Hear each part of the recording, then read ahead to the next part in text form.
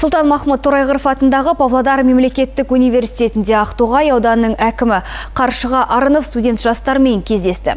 Кездесуде студенттерге ауданның тұрмыс тіршілігін хабарлап, жастарды ауылға қызмет етуге шақырды. Толығырақ тілші материалында.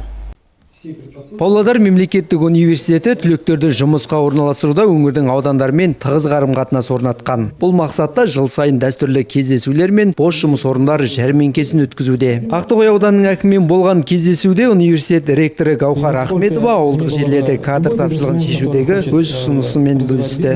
Нам бы хотелось решить эту проблему. Кадр тапшылығы мәселесін шешуде осындай кездесулердің маңызы зор. Өйткені мұндай шара университет түлектерінің жұмыс табуына үлкен септігін тегізеді. Қазіргі таңда технология өте жылдам дамып жатыр. Біздің оқу орны осы мүмкіндіктерді пайдаланып, кейбір мамандықтарды қайта жаңғырту шарасын қолға алды.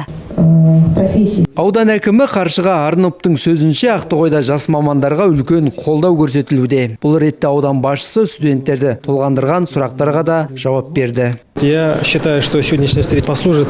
Бүгінгі кездесу Павлодар мемлекеттік университетінің стартап алаңындағы идеяларды Ақтоғай ауданында жүзеге асыруға мүмкіндік беретін шара болды деп санаймын. Стартапом, что реализовать свои идеи именно на территории Ақтоғайского района. Шара соңында Павлодар мемлекеттік университеті мен Ақтоғай ауданының әкімдігі өзара ынтымақтастық орнату туралы меморандумға қол қойды. Өзгеріс қонар Ринат Абдулкаюмов және Анатолий Классин, Ертіс ақпарат.